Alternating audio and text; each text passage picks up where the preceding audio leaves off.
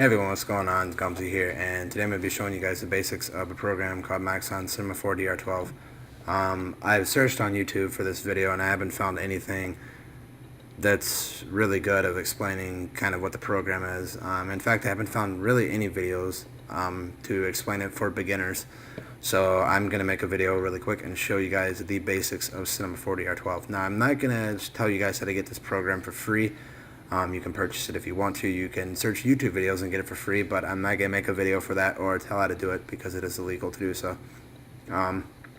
So once you have your Cinema 4D on your computer, you're just going to open up your Cinema 4D and you'll get this big screen like this. Now, I know if this is your first time on here, it looks really confusing and you're not really sure what every box is for. That is perfectly fine. At the end of this video, you will know what everything is for. I will explain it all to you, and I'll explain what these little buttons and stuff are for. Now, I'm not going to explain what every single button is for because I will explain that better in videos when I'm doing tutorials for icons and intros and stuff like that. So first thing that you always want to do right when you open up your Cinema 4D before you start any project is you want to make sure you click on your render settings. Now, that can be located up at the top. You'll see three little sections here. Now, this is your render box. Just think of this as your render box pretty much. This is for your preview of what you're rendering, so you always click that if you just want to see a preview of what you have right now. Now, that only works for pictures. Now, if you want to see a preview of like an intro that you make, you just click this little play button down here. And then this is like your final, this is when you actually are done and you want to render it out. This renders it right here. This is your final render.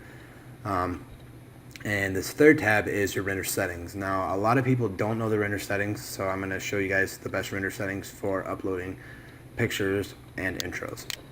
Now, if you're going to upload a picture, just keep your pixels for a YouTube icon. You're going to set that to 800 by 800. Now, that's just for a YouTube icon. Your frame rate, you really don't need to mess with that. For effects, always add ambient occlusion and global illumination. Now, that just makes the quality of your picture look better, and make sure there's no jagged edges and everything's smooth, and add shadow effects and stuff like that, so it's really cool. But always make sure to have that unchecked while you're in the making of the project, because once you click this, it'll take it forever to actually work. So click out of that, go back to your render settings. Now, always make sure that your output is set right.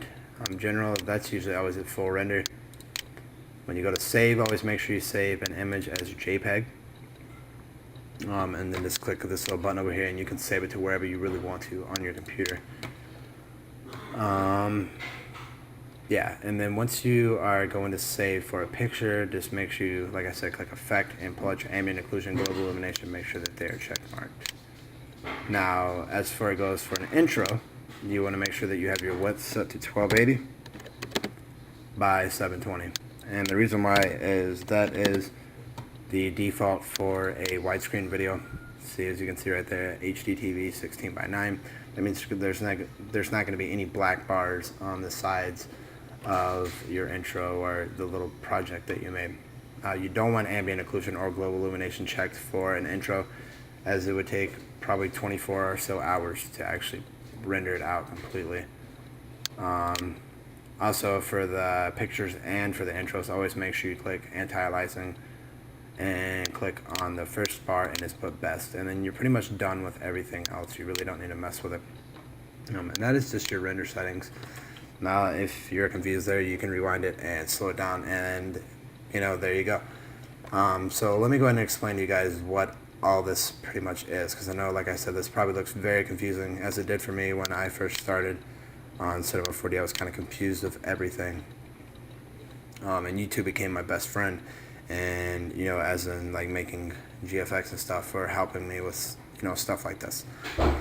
So if you see this big black or big gray box right here, this is like, think of this as your work area, like your desk kind of, and this is where everything you do, you're going to see everything go up in here. This is where all the work is done. Now, over here is like your list. It's kind of like your notebook or your notepad. This just tells you everything you've done, and you can click on certain things that you've made, like say if you made a text, you can click on that and you can edit it over here. Your attributes down here. This box is made for editing things. Say like if you want to change the height of like a text, it's down here, or if you want to change the width or how fat it's going to be, stuff like that. Down here in this box, this is for your colors. So like if you double click, you'll see a ball. Double click on that ball and you can actually change the colors to what you need to. Now right here is your timeline. This is kind of like your, your storyline right here. For this, always click right here if you need to and change it to whatever you need. Now just 180 is just for, an instance, and click enter, and as you can see, now my frame goes all the way up to 180. This is just like your remote control kind of. This is for play backwards if you want to see what it looks like backwards, all the way to the beginning, shortcut to the beginning, and rewind a little bit. This is for your keyframing. This is only made for intros, not for logos and stuff like that. And like I said in my videos when I'm doing tutorials, I will show you guys where to click, stuff like that. But I'm just kind of explaining everything for you so that you're not confused on the program. Now, let me see what time it is on here. Alright, we're at 6 minutes. So, I'm going to show you guys a cool website where you can get pretty much any font you ever really need. It's got fonts from, Batman font, Optic Gaming font. I mean, there's every font in the world on this website. Now, what you just want to do is, you can just click on the link that's in the description. I'll be sure to leave it on there. But if you don't want to click on that link or whatever, you can just go to www.dafont.com. Now this is a free website. All the fonts are for free. And as you can see right when I get here, I mean there's some weird looking fonts. Like this one's Urban Jungle and you can see the little cities and stuff on the bottom. But for a lot of GFX artists and intro makers and stuff, they always usually click on the sci-fi, as there are a lot of cool stuff on here. I mean there's just fonts that go on for days. It goes to page 45 and plus. Now just to show you guys that there's all kinds of weird fonts on here. Click page 5, the actual Optic Gaming text is right there. So that is a cool website, and I'll show you guys really quick how to install one of those. Just click the download link, obviously, and since I'm on Safari, that's the way mine comes up. Your might come up a little bit different, but you're just going to click on there. Once you click on that, you should have WinRAR to open these files, and you're just going to click on the actual link on WinRAR, extract to, and you're just going to extract it to your desktop. Just click yes to all. Mine's doing that only because I've already installed this on here.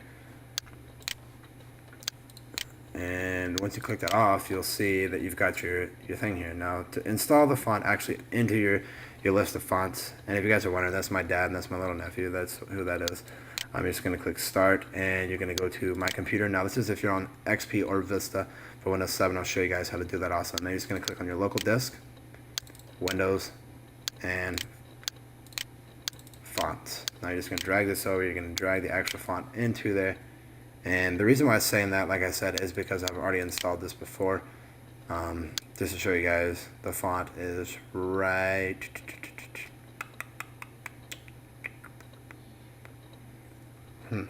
Oh, there it is, right there, Optic.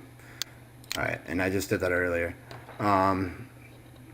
Now that you've got that, now if you're going to do it on Windows 7, it's pretty much exactly the same thing. You just want to install the font the same way, but when you go to actually put it on your computer, you're just going to click on Control Panel, click Appearance and Themes, and then you'll see a little selection down there that says Font, and it'll open up the same box, and you just drag it into there. So that's pretty much the basics of Cinema 4D. I hope that you guys enjoyed this video, and be sure to look out for upcoming videos. The next video I'll be showing you guys how to make a basic logo in Cinema 4D. Now as time goes on, I will be showing you guys all the way from beginner to expert GFX, from stuff that I've actually made on my channel.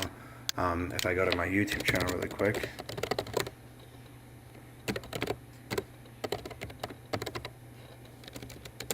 I epically fell there. There we go.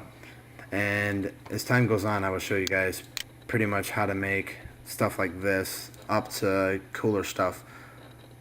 But I mean, that's pretty much, everything for the basics of this program. If you guys have any questions or any comments or anything, or you guys, like have questions of stuff that I didn't explain or what certain things are for, be sure to write a comment below or send me a private message, and I will be sure to respond back quickly to let you guys know what everything is for. I will be doing a video right now actually for a basic logo, so if you guys want to check that video out, there will be a video on the Cinema 4D little file and stuff on my channel. So thank you guys for watching. I hope you guys have a great day. And this is Gumsy, and I'm out. Peace.